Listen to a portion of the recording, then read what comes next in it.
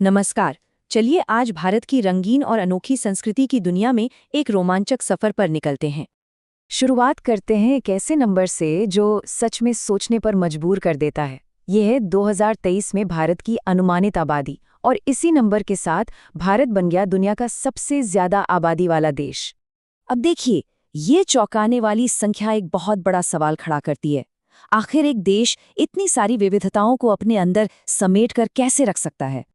तो इस सवाल का जवाब ढूंढने के लिए हम क्या करने वाले हैं? हम देखेंगे यहाँ के लोगों को, यहाँ की भाषाओं को, यहाँ के त्योहार, खाना पीना और हाँ, उस सांस्कृतिक ताने बाने को जो सबको जोड़े रखता है। तो ठीक है, चलिए इस विविधता की गहराई में उतरते हैं और इसकी शुरुआत करते हैं भारत की आध्यात्मिक और दार्शनिक जड़ों से। भारत का राष्ट्रीय ध्येय वाक्य है सत्यमेव जयते, जो हमारे प्राचीन ग्रंथों से लिया गया है। ये एक बहुत ही बुनियादी आदर्श को दिखाता है कि अंत में जीत हमेशा सच की ही होती है। और ये विविधता सिर्फ संस्कृति में नहीं, बल्कि आस्था में भी उतनी ही गहरी है। देखिए, यहाँ हिंदू, मुस्लिम, सिख, ईसाई और भी कई धर्मों के लोग एक साथ रहते हैं।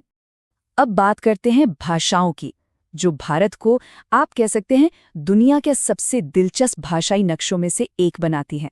यहाँ एक बहुत ही मज़ेदार बात है। केंद्र सरकार के काम के लिए सिर्फ 2 आधिकारिक भाषाएं हैं, लेकिन रोज़मर्रा की जिंदगी में यहाँ सैकड़ों भाषाएं बोली जाती हैं। और ये भाषाई विविधता ना राज्य के स्तर पर और भी साफ हो जाती है। जैसे आप महाराष्ट्र में जाएंगे तो मराठी, तमिलनाडु में तमिल। हर राज्य की अपनी अलग पहचान। इतना ही नहीं, भारत का संविधान खुद 22 यानी 22 भाषाओं को आधिकारिक तौर पर मान्यता देता है। ये अपने आप में इस देश की अविश्वसनीय विविधता का सबसे बड़ा सबूत है। अब जाहिर सी बात है, जहाँ इतने सारे धर्म और भाषाएं होंगी, वहाँ का कैलेंडर भी तो रंग बिरंगे त्योहारों से भरा होगा, है ना? दिवाली जैसे त्योहार हैं जो बुराई पर अच्छाई की जीत का प्रतीक हैं, और ये त्योहार पूरे देश को एक साथ ले आते हैं। फिर आती है होली, रंगों का त्योहार। ये वसंत के आने की खुशी में मनाया जाता है और पूरी हवा को रंगों और हंसी से भर देता है। ईद के मौके पर मुस्लिम समुदाय के लोग प्रार्थना, दान और दावतों के जरिए एक दूसरे के साथ अपनी खुशियां बांटते हैं। और क्रिसमस, जो ईसाई समुदाय का त्योहार है, वो भी अब भारत में भाईचारे और खुशी का एक बहुत बड़ा प्रतीक बन गया है। और फिर पोंगल जैसे क्षेत्रीय त्योहार भी तो हैं, जो दक्षिण भारत की खास परंपराओं और वहाँ की फसलों का जश्न मनाते हैं। त्योहारों का ये जोश भारत के अनगिनत लोक नृत्यों में भी झलकता है। हर नृत्य की अपनी एक अलग कहानी, अपनी एक अलग शैली है। और हाँ, संस्कृति की बात खाने के बिना तो अधूरी ही है। तो चलिए अब जरा भारत के जायकों की दुनिया में चलते हैं। भारत का खाना भी इसकी संस्कृति की तरह ही विविध है। मतलब उत्तर के मसालेदार व्यंजनों से लेकर दक्षिण के हल्के फुल्के खाने तक, यहाँ हर किसी के लिए कुछ न कुछ खास है।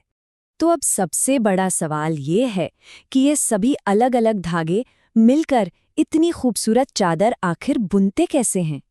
यहाँ मिश्रित संस्कृति या मिक्स्ड कल्चर की जो बात है, वो बहुत मायने रखती है। इसका मतलब है एक ऐसा समाज जिसने हजारों सालों में कई अलग अलग संस्कृतियों को अपनाया है और उनसे मिलकर एक नई पहचान बनाई है। और ये मिलाप सिर्फ इतिहास की किताबों में नहीं है, बल्कि भारत की रोजमर्रा की जिंदगी, इसके खाने, इसकी इमारतों और इसकी कला में आज भी जिंदा है। तो आखिर में एक सवाल रह जाता है, आज की दुनिया जहां हर तरफ बंटवारे की बातें हो रही हैं, वहां एक ऐसी संस्कृति से क्या सीखा जा सकता है जिसने हजारों सालों से विविधता को ही अपने ताने बाने में बुना है? सोचिएगा जरूर।